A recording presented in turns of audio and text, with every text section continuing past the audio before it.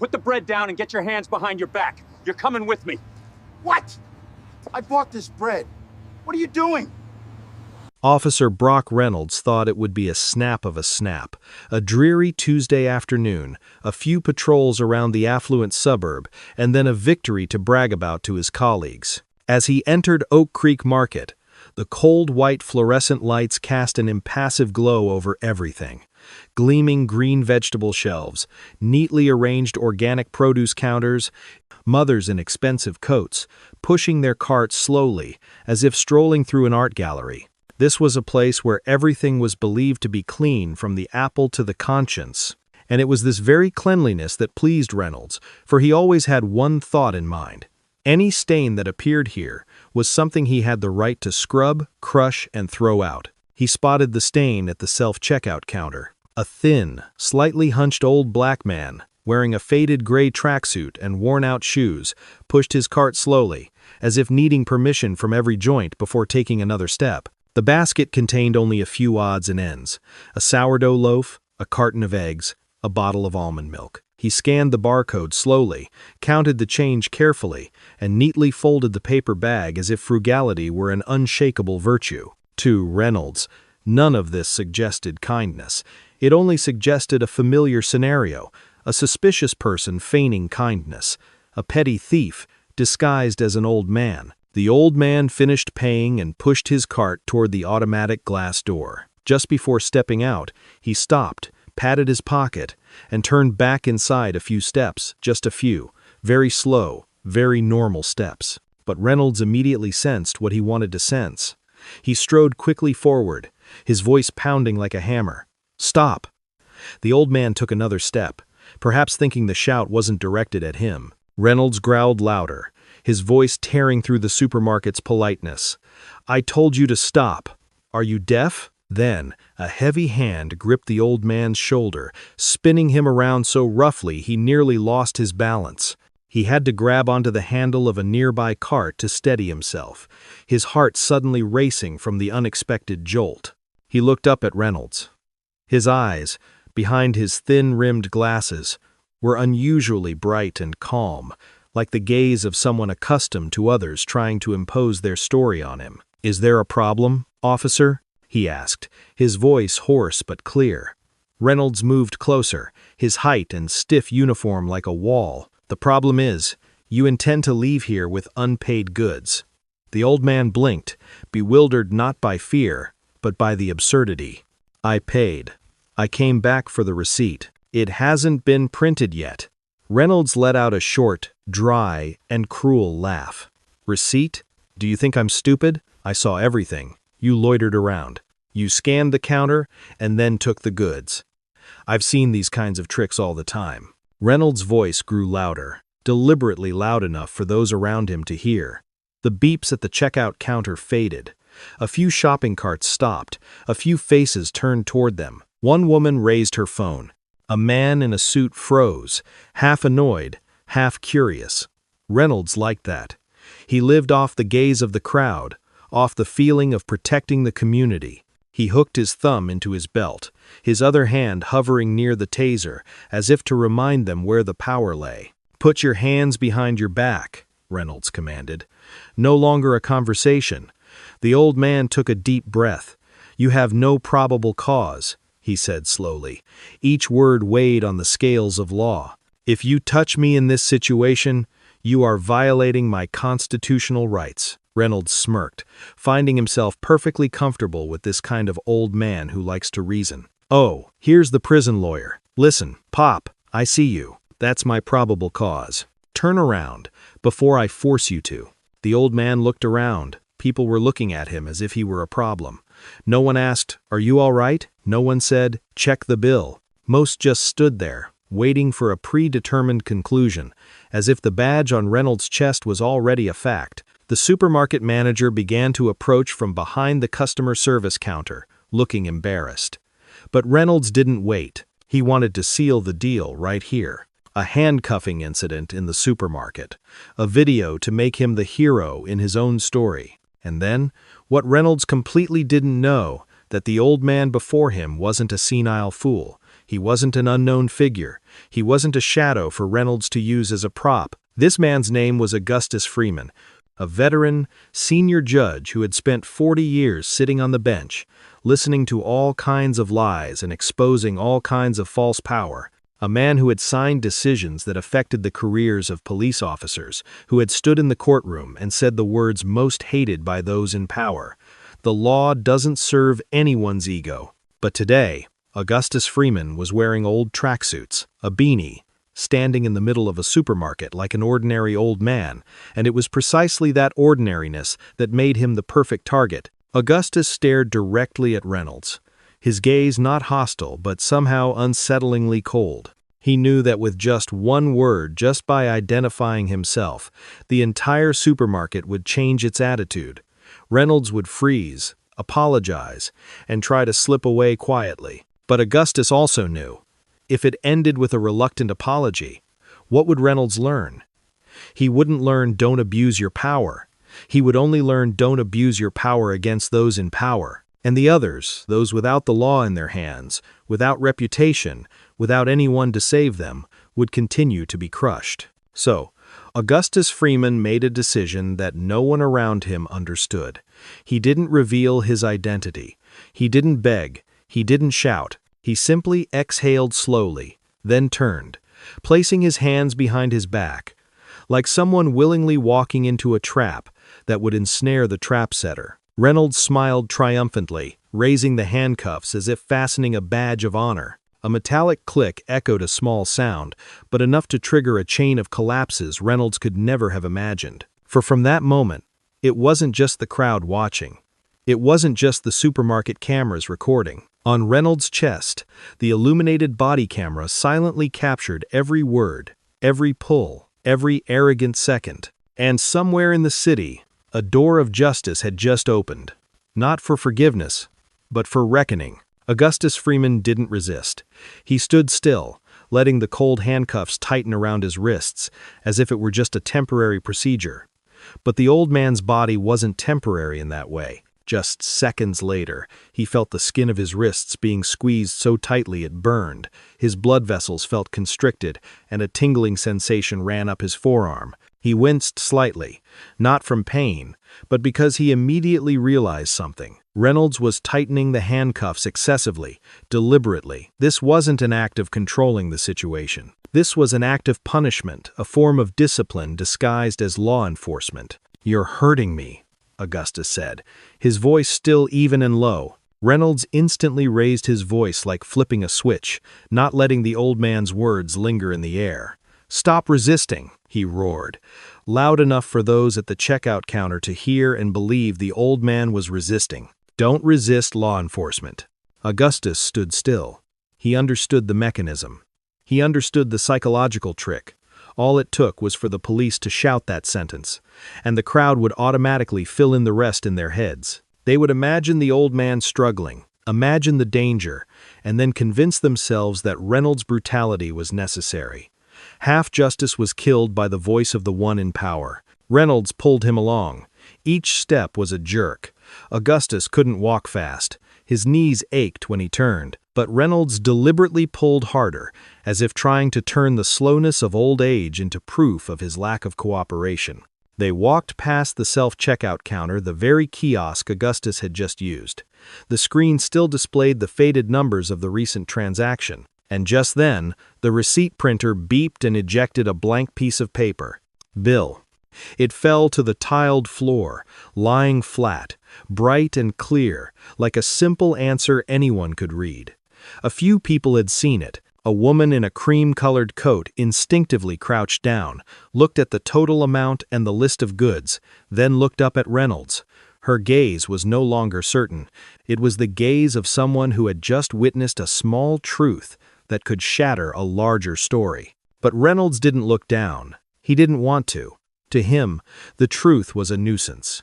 He shoved Augustus forcefully through the automatic door, out into the sunlight of the parking lot. The cold autumn air swept across Augustus's face, causing him to gasp, feeling as if he had just been pulled from a place of outward order and thrown straight into the instincts of violence. "Lean on the car," Reynolds yelled. He pressed Augustus against the hood of the patrol car. Cold metal pressed against his cheek. His neck twisted slightly, sending a sharp pain from the back of his neck down his shoulder. Reynolds searched him with rough, hurried movements, not for a weapon, but to assert his possession of the moment. A forceful slap on a jacket pocket, a rummage through a trouser pocket, a tug at the waistband as if the old man were no longer a human being but an object to be examined. Augustus said no more. He focused on breathing, inhaling, exhaling, maintaining his heartbeat, maintaining his mind. He gave Reynolds what he wanted: panic, pleading, the guilt created by reaction. "You have the right to remain silent." Reynolds read Miranda quickly, like someone reciting a passage from memory to fulfill an obligation, not to protect anyone's rights. "Anything you say could and will be used against you in court." Augustus replied softly, almost whispering into the cold paint, "I will remain silent." Reynolds chuckled. "Good. That's a clever old man. Saves time." He opened the back door and shoved Augustus onto the hard plastic seat. The door slammed shut. That sound was like just a temporary end to a man's freedom. The air in the back compartment was stifling. The smell of hot plastic, old sweat, cheap disinfectant. Augustus sat awkwardly, his hands cuffed behind his back aching, his wrists numb. He looked out the window, seeing the figures of people in the supermarket gathered like a curious cloud. Several telephones were still pointed at the car. Reynolds stood outside, chest puffed out, face turned toward the crowd as if he had just eliminated a threat to the neighborhood. For a few seconds, Augustus thought of the bill lying on the floor. How long would it sit there? Who would pick it up? Who would give it to whom? He knew the ominous answer. Sometimes the truth is right in front of you, yet it can still be trampled on, kicked under the counter, forgotten unless someone is determined enough to bring it to light. The car rolled away. Reynolds turned on the radio, rock music blaring. As if the whole thing were just a break between shifts. He held the radio, his voice full of professional pride. "Dispatch, this is 4 Alpha. I'm 10 to 15, a male suspect. Charges: petty larceny, resisting, disorderly. Take him to District 4 Police Station." Those words fell into Augustus's ears like tiny stones. Resisting, disorderly. Familiar labels, used to turn an innocent person into someone deserving of brutal treatment. Augustus had seen them in thousands of files. He knew how they were written. He knew how they were used to cover things up. And he knew that, if he were an ordinary man, without legal knowledge, with no one to call Dominic Kane, those 3 words could plunge him into a series of tragedies lasting for months. But Augustus was no ordinary man, and that's precisely why he wouldn't allow this to end with just an apology. The car turned onto the road leading to District 4 Police Station. The Sallyport gates swung open with a heavy, grinding sound. As the car drove in, the rear door slammed shut, trapping them in a separate space, a belly of the system, where the truth is often distorted before being brought to court. Reynolds opened the back door, pulling Augustus out with a firm grip on his bicep. "Come on, Grandpa," he muttered, his voice like he was dragging a sack. Augustus stepped out, his knees aching, but he stood as tall as he could. He wouldn't let himself collapse. He wouldn't let himself bow his head. He stepped inside, drawn in by the scent of gossip, cold coffee, mopped floors, and something else entirely, the smell of twisted stories. At the booking counter, a middle-aged man with a pot-belly and tired eyes looked up. Sergeant Miller. He glanced at Augustus for a second, then at Reynolds. "What is it?" Reynolds placed Augustus's wallet on the counter as if throwing in evidence. "Shoplifter, arrested at Oak Creek Market. He was aggressive, resisting arrest." Augustus said slowly, "I didn't steal. I didn't resist. I paid." Reynolds laughed. "Let's tell the judge." Miller reached for a pen. "Name?" Augustus looked him straight in the eye and answered clearly, without a single superfluous word, "Augustus Freeman." At that moment, Miller's pen stopped. That name sounded familiar. Like an echo from internal meetings, from judicial news reports, from cases the police didn't want to talk about. Miller frowned, as if trying to search his memory. Reynolds glanced over, noticed the hesitation, and immediately interjected, his voice contemptuous. "He made it up, Sarge. Every old man knows how to make up a fancy name. Just write it down. I think that's enough." Augustus didn't look at Reynolds. He remained fixed on Miller, his voice low but with a strange weight.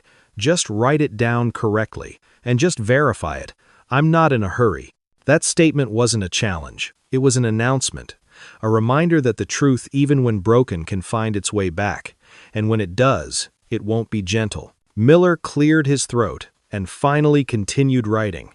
But in his eyes, weariness was tinged with a hint of unease. Reynolds, though still trying to maintain a triumphant air, began to feel something hard to name, as if this old man wasn't like the others he'd easily captured before. And that vague feeling would become Brock Reynolds' greatest obsession in the hours that followed. Sergeant Miller leaned over the screen, typing slowly, one character at a time, as if prolonging his thoughts. "Date of birth?" he asked, his voice even and professional. Augustus recited his date of birth, not a single digit off. "Address?" Miller continued. Augustus replied with an address in the Heights, one of the city's most expensive neighborhoods, where even the street names evoked power and wealth. Miller paused, looking up at Augustus more closely. An old man in worn tracksuits, his wrists reddened from handcuffs, standing in the middle of a police station. Lived in the Heights? Something didn't quite fit. Reynolds immediately noticed the hesitation and interrupted, as if not allowing any opening for the truth to slip through. "Why do you believe that stuff, Sarge? Look at him. Clearly transient. Just write down any address you can find." Reynolds' voice carried a familiar contempt, the kind that had silenced many others who knew that protesting would only make things worse. Augustus turned his head, looked directly at Miller, his voice neither raised nor pleading. "I live at 404 Crestview Drive. You can check that in the system. I'm not going anywhere." There was a calmness in his voice, not the calmness of someone resigned to defeat, but of someone certain that time was on his side. Miller let out a soft sigh, then typed the address into the machine. A small window popped up. He glanced at it, his eyes narrowing slightly, as if he'd just seen something unexpected. But before he could read it properly, Reynolds placed his hand on the edge of the counter, leaned forward, his voice low but forceful. "Sarge, I caught him red-handed. Don't complicate things. We have other matters to attend to." Reynolds' use of "we" wasn't a team-building exercise, but rather a reminder of an unspoken order. Frontline officers do the dirty work, while those behind the counter shouldn't ask too many questions. Miller looked at Reynolds, then at Augustus. A flicker of hesitation crossed his weary eyes, but only for a split second. He turned back to the screen. "Okay," Miller said, "let's get the paperwork done first." Reynolds was emboldened. He rummaged through Augustus's wallet, roughly pulling out each item. An old handkerchief, some mints, a small notebook with neat handwriting, then a stiff card with a gold border. Reynolds held it up, smirking. "What is this? Country club membership?" He glanced at Augustus mockingly. "Whose did you steal this from?" "It's mine," Augustus replied. His voice still even. Reynolds snorted. "Yeah, of course." He tossed the card into the evidence bag. "More possession of stolen property." "Sarge," Augustus tilted his head slightly. "If you look at the driver's license you're holding, you'll see the name matches." It wasn't an excuse. It was a logical clue. As simple as 2 + 2 = 4. Reynolds glanced quickly at the driver's license, then flipped it over as if searching for an excuse. "Fake IDs are cheap these days," he said, then pushed Augustus toward the fingerprint scanner. "Print him." Augustus's finger was pressed against the cold glass. The camera flashed once, then again capturing a silver-haired old man in a tracksuit, standing against the gray backdrop of the police station. Each click was a new label attached to him: suspect, offender, defendant. Augustus felt this transformation from citizen to subject happening with terrifying speed. "Take off your shoes. Take off your belt," Reynolds commanded. Augustus obeyed, slowly, holding his trousers with one hand because he no longer had a belt. A small, humiliating moment, but familiar to those who had been thrust into this system. Reynolds took the bunch of keys and led Augustus down the narrow corridor. Their footsteps echoed starkly on the concrete floor. The cell door swung open. Inside was a small, cold space with a metal bench attached to the wall and a solitary toilet in the corner. On the bench sat a young man, about 20, wearing a hoodie, his head bowed low, his hands clasped together. As Augustus was pushed inside, the iron door slammed shut behind him, the click of the lock, a final, lasting impression. Augustus stood still for a second, then slowly sat down on the edge of the chair, a safe distance from the young man. He gently rubbed his wrist, where the handcuffs were red and swollen. The pain was dull and persistent, but not as intense as another familiar sensation, the feeling of being deprived of his voice. The young man glanced at him, hesitated for a moment, then asked softly, his voice trembling, "Sir, why were you arrested?" Augustus looked over and saw in those eyes not only fear, but also the naive resignation of someone who had long learned to bow before authority. He replied softly, almost in a whisper, "Buy bread." The young man froze. "Who? Buy bread," Augustus repeated calmly. Then he asked, "And you?" He swallowed. "They said I had drugs. I only had one cigarette. But the officer said they found the whole bag. He said he'd write intent to distribute on it." Augustus felt a chill run down his spine. "The officer? Reynolds," he answered immediately, without thinking. "Big, aggressive, and he talks as if he's hated me from the start." In that moment, Augustus understood the most important aspect of the whole affair. This wasn't just a mistake, not just a youthful impulsiveness. This was a pattern, a way of working, a habit, a predatory approach targeting the vulnerable because they are less likely to resist. He turned to the young man, his voice suddenly deeper and firmer, carrying the tone of someone who had once presided over a courtroom. "What is your name?" "Jamal Davis." "Listen, Jamal," Augustus said slowly, each word clear. "From now on, you're not going to tell anyone anything. No explanations, no excuses. When they ask, you're going to say just one thing: I want to see a lawyer.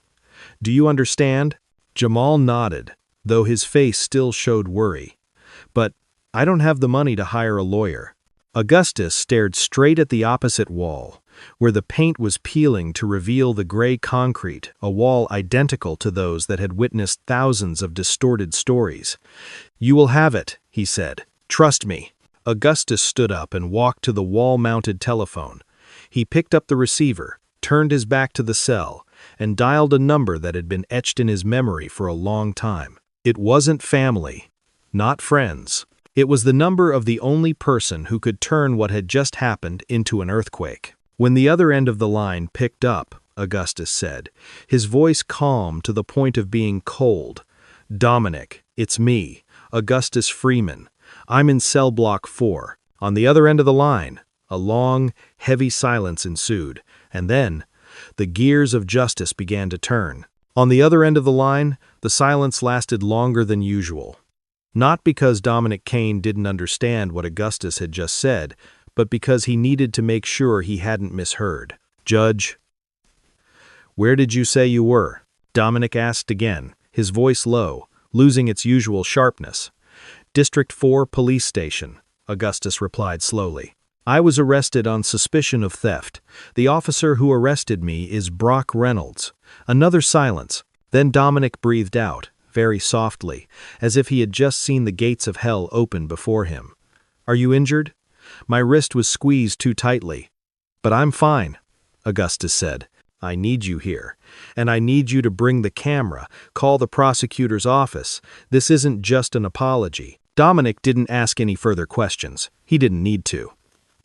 "I'll be right there," he said, his voice now the cold, focused tone of a predator. "Don't say anything to them. Don't sign anything. Don't agree to anything. 20 minutes. Augustus put the receiver down, reattached it, and returned to the metal bench. Jamal looked at him, his eyes wide with a mixture of hope and fear. "A lawyer? Really, sir?" Augustus nodded. "Yes. And remember what I told you." Jamal swallowed hard, then nodded vigorously. Meanwhile, outside the cell, Brock Reynolds sat leaning against his desk, typing a report with 2 fingers, his face beaming as if he had just completed a routine task. He added a few familiar details. The subject was aggressive, showed signs of resistance. Handcuffs were necessary for security. The words flowed so smoothly that Reynolds didn't need to think. He had written them too many times. Each word added another brick to the story he wanted his superiors to read. Sergeant Miller walked past, holding a cup of coffee, glancing at the report screen. "Quick and easy, huh?" Miller said, half-jokingly. Reynolds chuckled. "Just another day, Sarge. If you don't handle these cases firmly, they'll get bolder." Miller didn't reply. He took a sip of coffee, his gaze sweeping across the cell block where Augustus sat. Something made Miller uneasy, a very vague feeling, like a grain of sand in his shoe. But he'd long since learned to ignore it. At this station, living peacefully meant not asking too many questions. Time dragged on slowly. Each minute in the cell felt longer than the time outside. Augustus closed his eyes, his back straight, breathing evenly.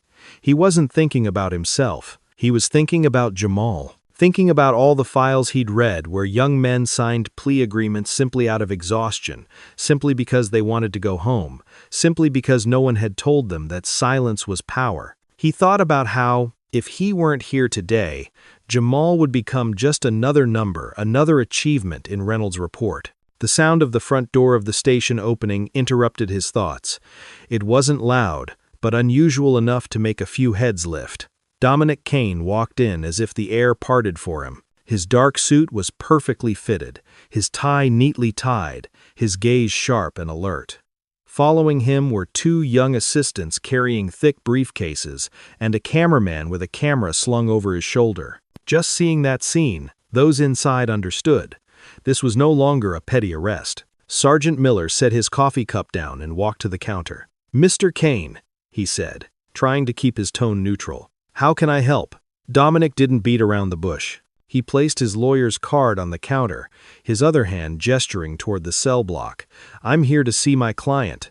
Miller frowned. "Name?" Dominic looked him straight in the eye. "Augustus Freeman." The name fell like a heavy weight. Miller blinked, then spun back to the screen, typing rapidly. This time, he didn't skip any warnings. Behind him, Reynolds heard a murmur and turned his chair. What's going on? He stood up, a confident smile still on his lips. Dominic turned to look at Reynolds. His gaze wasn't angry. It was eerily calm. "Are you Brock Reynolds?" Dominic asked. "Yes," Reynolds replied, puffing out his chest. "Is there a problem?" Dominic nodded slightly. "Yes. The problem is, you've arrested the wrong person, and you did it in the worst way possible." Reynolds chuckled briefly. "What are you talking about? That old man stole something." Dominic gestured to his assistant. A clear plastic bag was placed on the counter. Inside was a crumpled receipt from Oak Creek Market. "This is proof of payment," Dominic said. "We just retrieved it from the store, along with the security footage. My client paid. You cornered him from behind, over-tightened the handcuffs, and charged him with resisting arrest while he was standing still." Miller's face turned pale. He looked at Reynolds, then at the screen where Augustus's file appeared with high-level warning flags. "Reynolds," Miller whispered. It's Judge Freeman." The blood drained from Reynolds' face so quickly he had to grip the table. "Impossible," he stammered. He looks like." Dominic interrupted, his voice as cold as steel, like someone you'd think you could humiliate. Just then, the door opened again. The chief of police walked in, his face flushed, his steps heavy. "What the hell is going on here?" Dominic didn't wait for an invitation. "Chief," he said, "my client is being held illegally. He'll be released now, and I want the booking sheet. Now." Chief looked at Miller, then at Reynolds. A single glance was enough. "Reynolds," he snarled, "go down to the cell block. Unlock the handcuffs. Now." Reynolds stood frozen. Everything he had built up over the past few hours crumbled in seconds. He turned and walked toward the cell block, his legs heavy as lead. The cell door swung open. Augustus opened his eyes. He looked at Reynolds, neither gloating nor contemptuous, just a direct stare. "Unclip the handcuffs," Augustus said. Reynolds fumbled with the bunch of keys, his hands trembling so much that he dropped one to the floor. When the handcuffs came off, Augustus rubbed his wrists, the red marks deep. He turned to Jamal. "Come with us," he said. Then, back to Reynolds, his voice low but clear.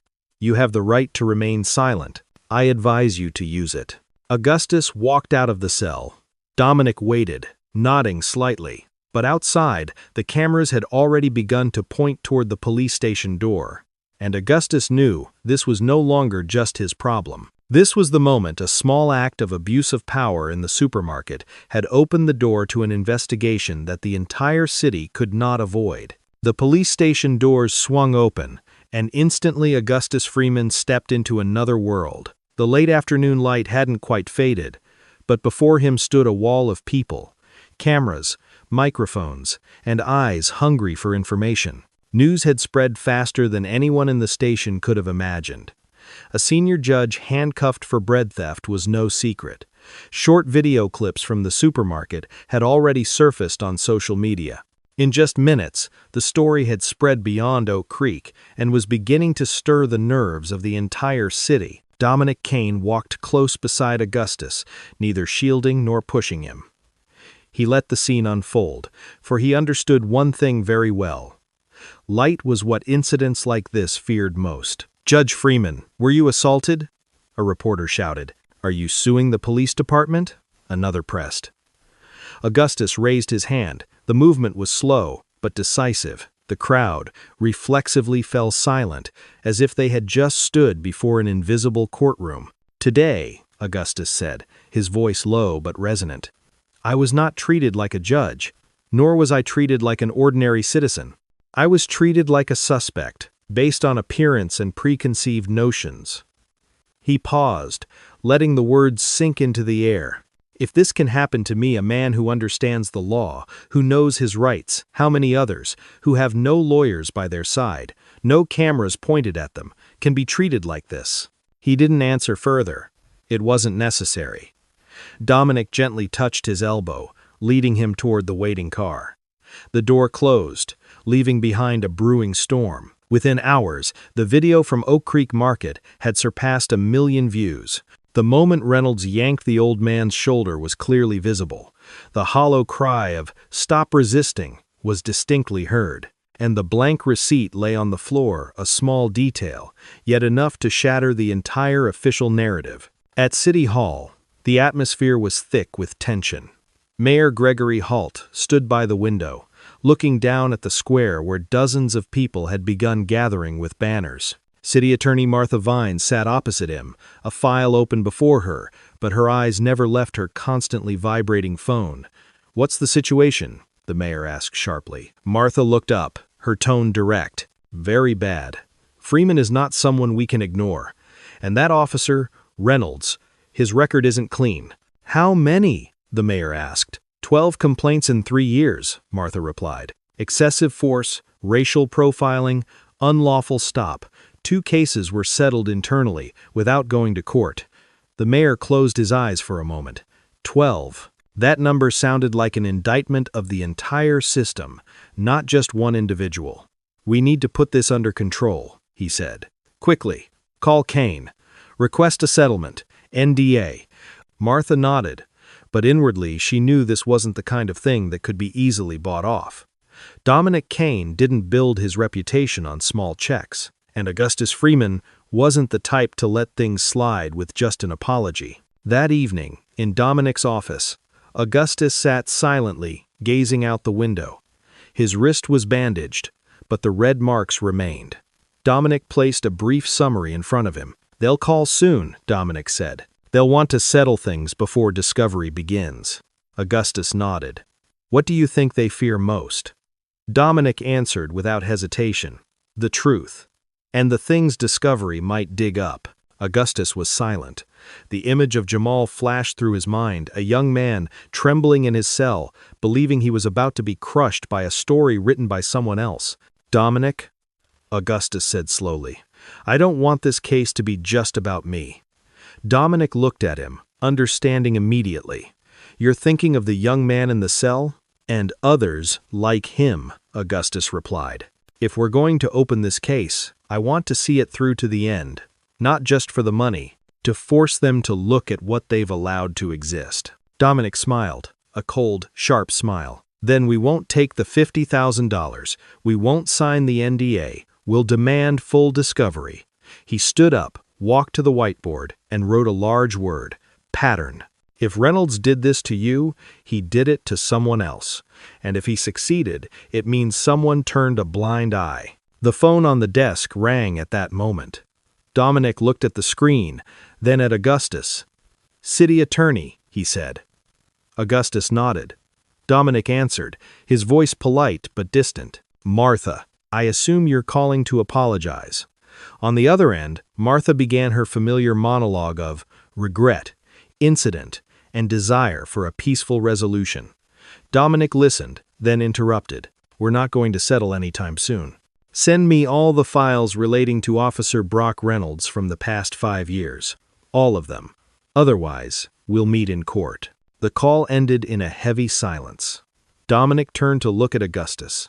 They just lost their only chance to control the narrative. Augustus nodded, his eyes devoid of satisfaction, only determination. He knew from this moment on, the wheels were turning. And when the wheels of justice were in the right direction, they wouldn't stop for an apology or a small check. The next morning, the city awoke in a state of half panic, half denial. The morning news reports no longer focused on the weather or the stock market, but repeated a single headline: "Senior Judge Handcuffed at Oak Creek Supermarket." A customer's cell phone video played incessantly the moment Reynolds yanked Augustus's shoulder, the shout, "Stop resisting," as he stood still, and the blank receipt lying silently on the floor like a mute witness. The story the police station had tried to concoct began to crumble before the public. At the Kane and Associates office, Dominic didn't let time go to waste. He submitted a formal discovery request that very night, leaving no stone unturned. Disciplinary records, body cams, dash cams, patrol logs, arrest reports, property seizure records, everything related to Brock Reynolds over the past 5 years. "If they want to call this an isolated incident," Dominic told his team, "then we'll show them how many times this so-called isolated incident happens." Augustus sat beside him, flipping through the first few pages of the documents that arrived, his eyes focused as if he'd spent his life reading between lines. The call from the city attorney came sooner than expected. Martha Vine suggested a private, no-press meeting to find a peaceful solution. Dominic agreed not to concede, but to see how far they were willing to talk. The meeting took place in a neutral, curtained meeting room. Martha began in a soft voice, a formal apology, an admission of excessive behavior, and a reasonable settlement, $50,000 accompanied by an NDA. Dominic didn't rush to object. He let Martha finish, then set the papers down, gently pushing them back towards her. "You're offering us money in exchange for silence," Dominic said. "But you've forgotten one thing. Silence is no longer in your hands." Augustus spoke up, not harshly, but firmly. "I'm not looking for money to forget. I'm looking for the truth to end it." Martha tried to remain calm, but her eyes betrayed her tension. She knew discovery was the city's greatest fear because discovery could uncover not just one case, but an entire habit. That was indeed the case. In the following days, the documents began to arrive. At first, they were minor incidents. Unwarranted stops, searches with no probable cause, complaints dismissed with a note of insufficient evidence. Then, Augustus noticed a familiar rhythm. Reynolds' arrests were concentrated around the same time, in the same areas, places with few public cameras and many unsuspecting pedestrians.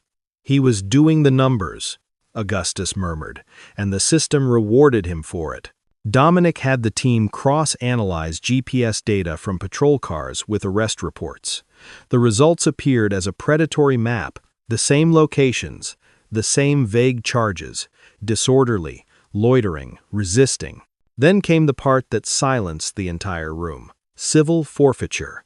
records of cash seizures on the grounds of suspected drug-related money, while the files contained no evidence. Many cases were later dismissed, but the money was never returned to its owner. The signature that confirmed it was repeated at the end. Sergeant Miller. Augustus closed the file, exhaling slowly. "This is no longer an abuse of power by one person," he said. "This is systematic negligence." Dominic nodded, his eyes now locked in attack. He called Martha, getting straight to the point. "We're adding an expanded discovery request, and if necessary, we'll add claims related to conspiracy." On the other end of the line, Martha was silent longer than usual. She understood the meaning of the word.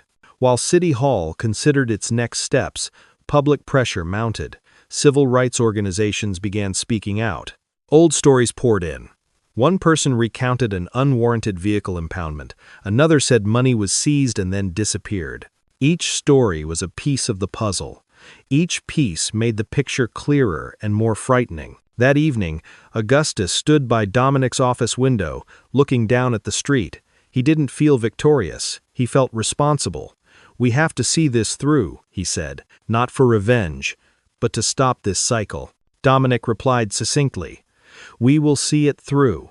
And when the full extent of discovery is revealed, the city will have to choose real reform or real consequences." Somewhere in the city, Brock Reynolds still believed that everything would eventually calm down. He didn't understand that from this moment on, the story had spiraled out of control for any individual. Discovery had opened its doors, and once those doors were open, there was no way to close them without revealing what lay behind them. In the following days, pressure began to mount on the 4th District Police Station in a way Brock Reynolds had never experienced before.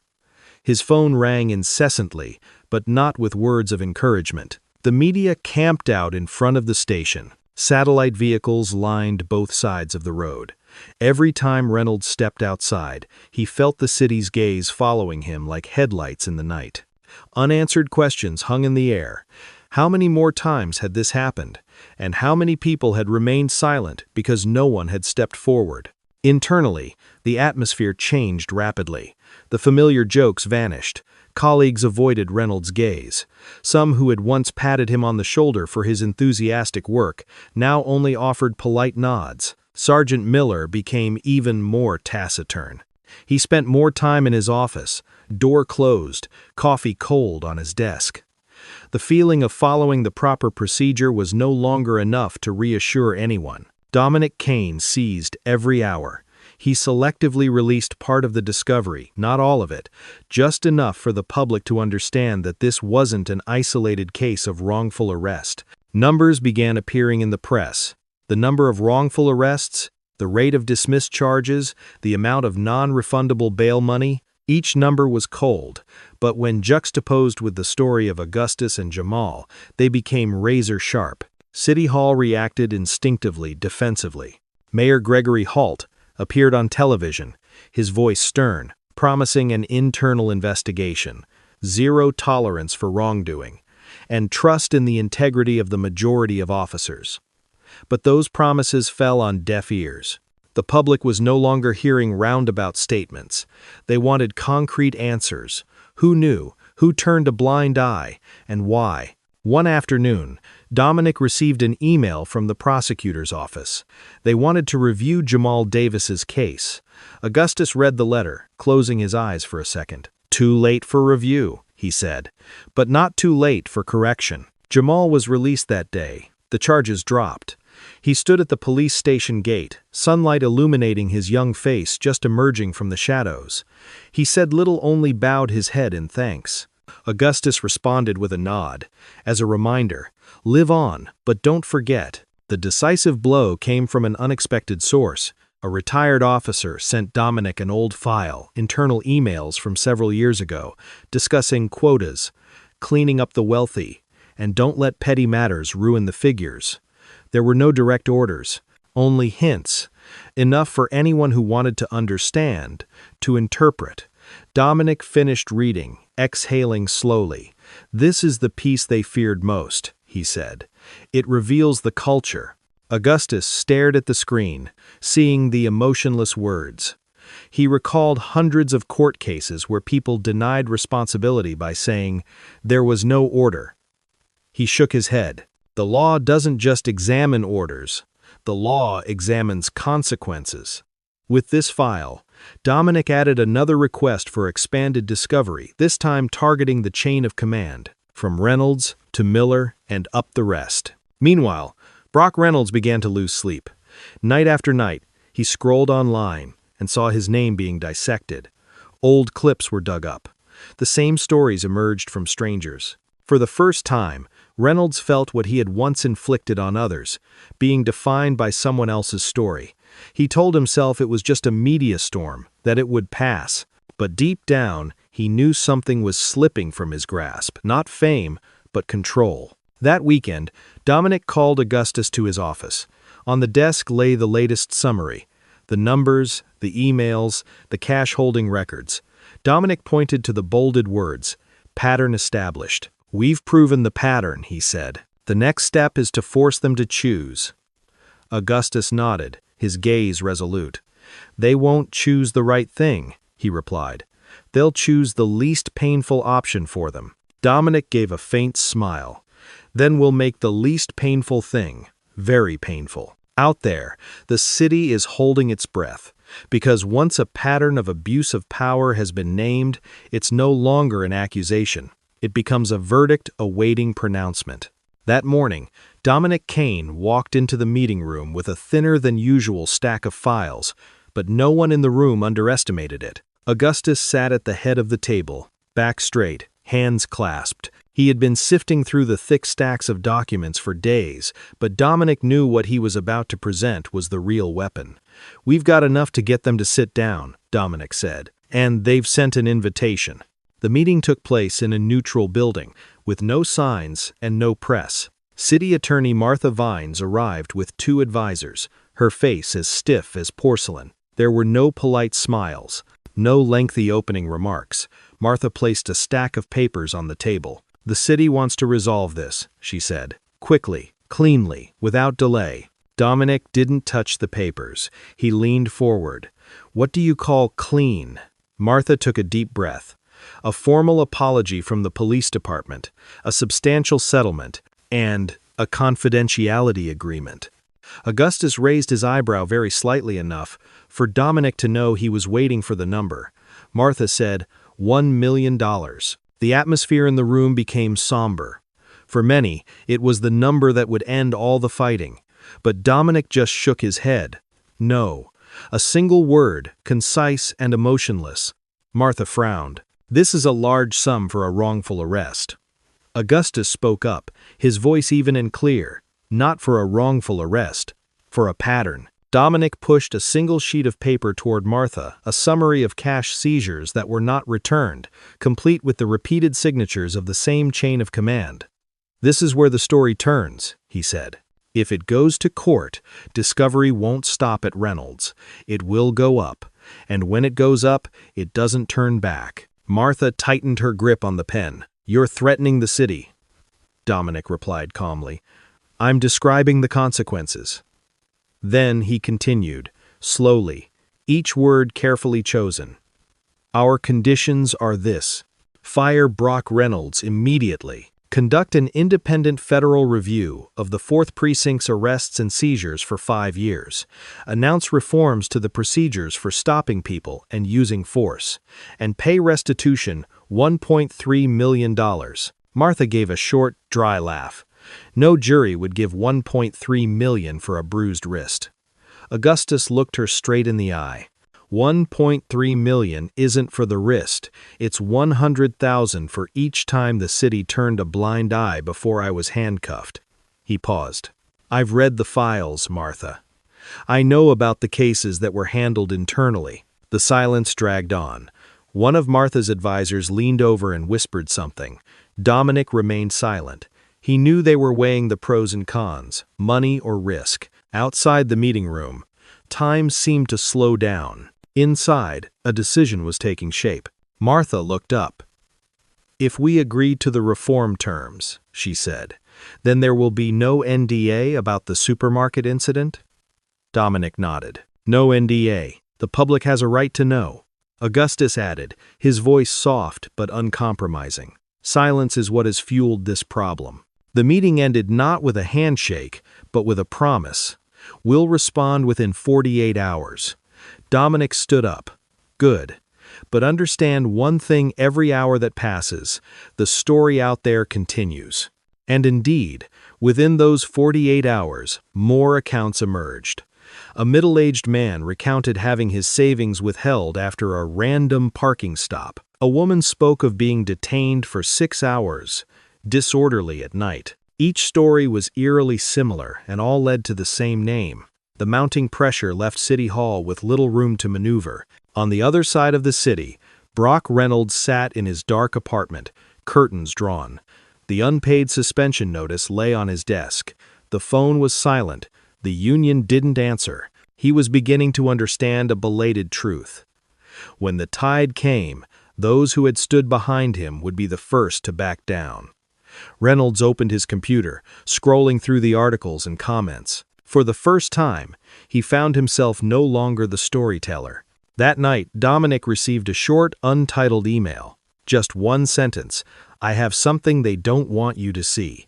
It included a prepaid phone number and a highway motel address. Dominic looked at the screen, then at Augustus. "Looks like someone wants to switch roles," he said. Augustus nodded, his eyes calm, not gleeful.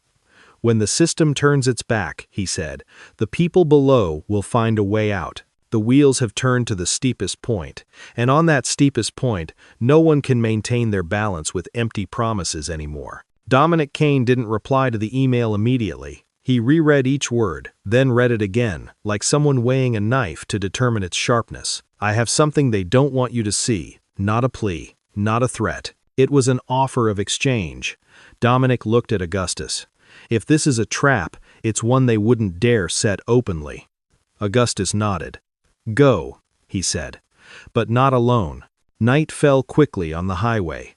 The car rolled toward the dilapidated motel nestled beside the Federal Highway Motel 6, its neon lights flickering like a weary heartbeat. Dominic parked at the edge of the lot, where the light didn't reach. Two men in windbreakers stepped out of the car behind federal agents, without flashy insignia, only the alert gaze of men accustomed to waiting. Dominic nodded. "We'll listen first, then decide." Room 104's door was slightly ajar. Brock Reynolds stood there, no longer the upright officer in his stiff uniform, but a haggard man with a scruffy beard and a crumpled t-shirt. His eyes darted between Dominic, Augustus, and the two agents. "Who did you bring?" Reynolds asked, his voice hoarse. "Those with the authority to hear the truth," Dominic replied. "And to ensure this conversation isn't distorted." Reynolds stepped inside and locked the door. On the small table lay a thick, old, leather-bound notebook with frayed corners. He placed his hand on it as if it were living proof. "Tuesday Club," Reynolds said, his voice cracking. "This isn't a joke. It's the ledger. Before they switched everything to digital files, Miller kept this." He swallowed. "Name, date, amount, who made the order, who signed, and who received it." Dominic didn't immediately touch the notebook. "What do you want?" Reynolds looked down at the floor. "I want to live, and I want to avoid being thrown in as a scapegoat." An agent stepped forward. "There are no exceptions for assault," he said curtly, "but full cooperation will be considered." Reynolds nodded, as if he'd been waiting for that. "I understand." He opened the ledger. Handwritten notes appeared: date, location, amount held, brief notes. Dominic flipped through a few pages, his eyes sharpening. There were numbers repeated on Tuesdays and Thursdays. There were identical symbols in the approval column. There was a small arrow pointing upwards, accompanied by a familiar abbreviation. Dominic looked at Augustus. Augustus looked back. They understood the same thing. This was no longer a civil matter. "Do you have a copy?" Dominic asked. Reynolds nodded. "The hard drive. In the suitcase." He pulled the old suitcase out from under the bed and unlocked it. Inside were the hard drive and a stack of stapled papers, emails, messages, GPS history. "I kept it in case." He didn't finish. "It wasn't necessary." One agent received the hard drive and sealed it. The other quickly photographed the pages of the notebook. Dominic closed the notebook and pushed it toward Reynolds. "You did the right thing late, but right." Reynolds gave a wry smile. "I've been doing the wrong thing for too long." On the way out of the motel, Dominic made a short phone call, not lengthy, emotionless. When he hung up, he said to Augustus, "The federal government will get involved immediately. RICO is no longer a hypothesis." Augustus nodded, his eyes fixed on the highway fading into the night. "When the law reaches this stage," he said slowly, "things will no longer be in the city's hands." The next morning, the city sky was a leaden gray. News broke like a dam. The federal government launched an investigation into District 4. Names began to surface, not just Reynolds. Sergeant Miller was suspended that very afternoon. The chief's office closed early. City Hall issued a short, cold statement promising full cooperation. Dominic stood before the whiteboard, quickly sketching a diagram, Reynolds Miller chain of command. He circled a box at the top, leaving it unnamed. "This is where they'll say they don't know," he said. "And here," he underlined the ledger, "is why that claim no longer holds true." Augustus read the federal prosecutor's notice, then set it down. He didn't smile. He thought of Jamal, of the names never recorded in the register, of those who had signed pleas just to get out. "When this door opens," he said, "we mustn't let it close just because of a deal." Dominic nodded. "The city will call back. And this time, they're not coming to bargain, they're coming to surrender." Somewhere, Brock Reynolds sat in a federal interrogation room, signing each page of the document. Each signature was a step away from the badge that had once shielded him. And in the city center, bigger wheels were beginning to turn slow, heavy, unstoppable, bringing this case to its final stage, settlement. That morning, the city of Oak Creek awoke to a completely different atmosphere. No more scattered rumors or cautious editorials. This time, everything was called by name. "FBI executes warrants at Oak Creek Police Department." The words flashed across the television screen like a cold cut. Federal vehicles pulled up in front of the 4th Precinct headquarters. Men in windbreakers with gold lettering on the back walked in, carrying empty file boxes, and walked out with heavy boxes. Brock Reynolds was no longer in his dark apartment. He sat in a federal interrogation room, the white light shining directly onto the table. No unions, no superiors, no more following procedure. Just short, clear questions and evidence that needed no explanation. Reynolds answered, at first evasively, then gradually disjointed. When the Tuesday Club ledger was placed on the table, he looked at it as if it were a dead part of his life. "I just did what they did," Reynolds said softly. "The agents took notes, without comment. The law didn't need emotion to function." Meanwhile, in City Hall, Mayor Gregory Halt stood before a row of microphones, his face pale. He read a prepared statement, emphasizing full cooperation with the federal government and zero tolerance for individual misconduct. But words were no longer enough to maintain order. Reporters pressed him. "Who knows? Since when? How much money has been withheld?" These questions hung in the air, not needing immediate answers, for the answers lay within the recently sealed files. Dominic Kane watched the press conference on a screen in his office. He didn't smile, he just took notes. "When they use the word personal, it means they're trying to cut the rope," he said to Augustus. "But the rope has already been tied." Augustus nodded. He was reading the federal prosecutor's announcement about expanding the investigation under RICO.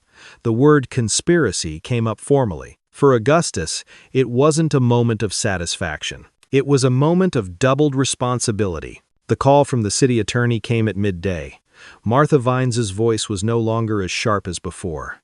"We need to see you," she said. "Today," Dominic replied curtly. "Okay. But this time, we've brought one final condition." Augustus set the file down. "And no NDA," he said. "No turning back." The meeting was quick. There was no lengthy bargaining. Martha got straight to the point. The city accepted the reform conditions, accepted Reynolds' dismissal, accepted an independent review, and the compensation, she paused, $1.3 million. Dominic didn't seem triumphant. He simply confirmed each clause, each timeline, each public obligation. Augustus added one last point. This doesn't close the deal. It opens a commitment retraining, independent oversight, and a mechanism for reimbursing those whose money was withheld illegally. Martha nodded. This time, she didn't argue. News of the agreement spread that same afternoon. Public opinion didn't see it as a victory for money, but rather as an acknowledgement. 1.3 million wouldn't erase the nights in jail, but it put a concrete number on a vague habit and made that habit expensive. On the other side of the city, Jamal Davis walked out of the prosecutor's office with the notice of dismissal of the charges. He stood in the sun, taking a deep breath, as if for the first time the air wasn't heavy. He called his mother. "I'm home," he said. On the other end of the line, tears broke out not because of money, but because a cycle had just been broken. That evening, Augustus returned to Dominic's office. The check lay on the desk, the numbers clearly printed. Dominic looked at him. "What do you want to do next?" Augustus didn't hesitate. "Establish a legal fund for those who don't have microphones, cameras, or phone numbers to call." Dominic nodded. "The Freeman Legal Defense Fund," he said. "Start immediately." Outside, the city was still noisy. But inside that room, there was a different kind of quiet, the quiet of a decision that had been made at the right time. And somewhere, in the classrooms of the police academy, a video was being replayed.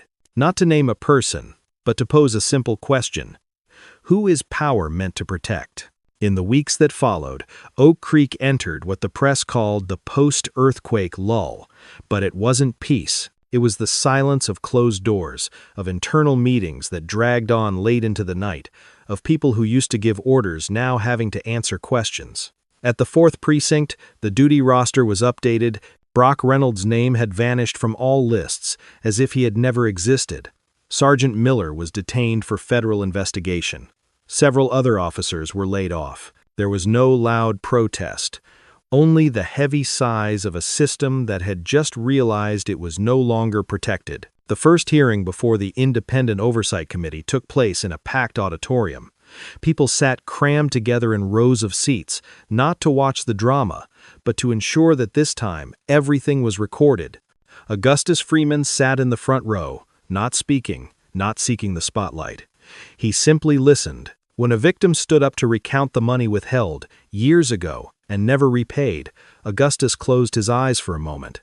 He knew these stories had existed for a long time, only this time they were not being ignored. Dominic Kane stood at the back, arms crossed, taking notes.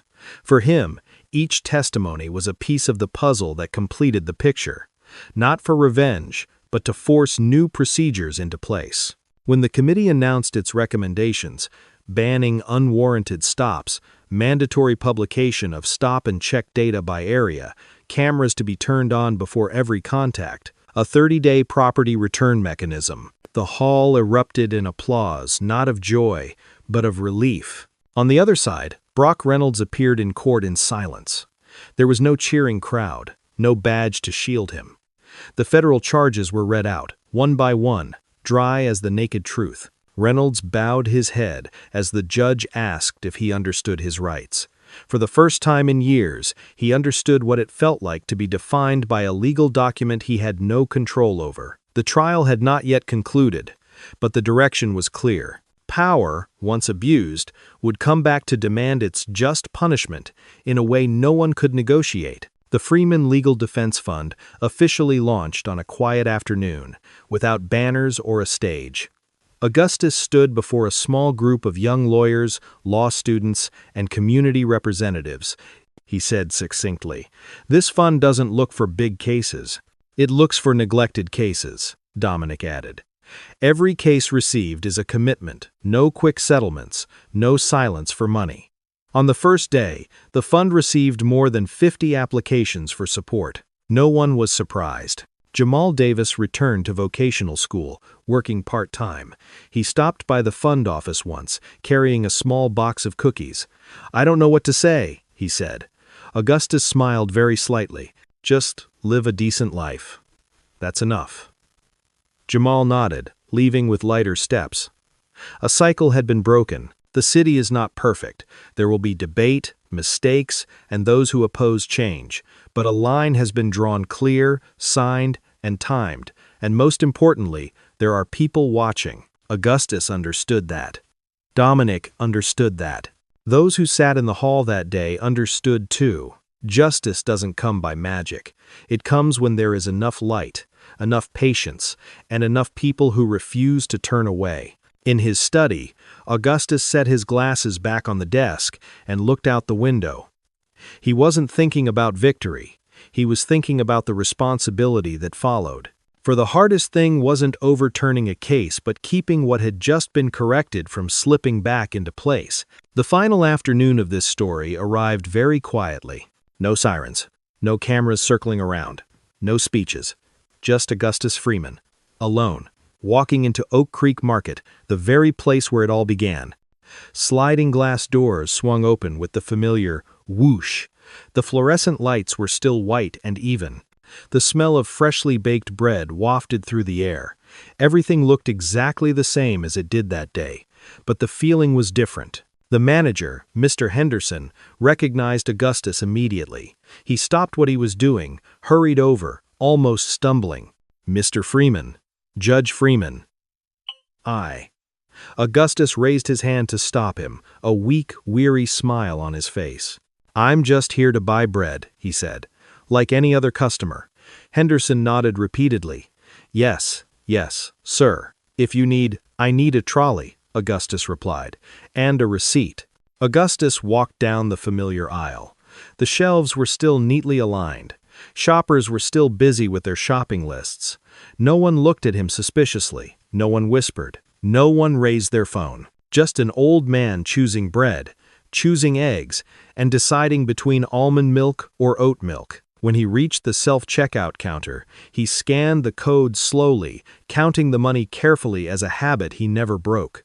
The printer beeped. The receipt slid out. Augustus took the piece of paper, folded it, and put it in his pocket. He stood still for a second, not out of fear, but because of memory. Then he stepped outside, the warm afternoon sun touching his face. There was no handcuffs on his shoulders, no shouting, no handcuffs, only freedom, which should have always been present. In the parking lot, a young officer stood near the patrol car. He hesitated for a moment, then removed his hat and stepped forward.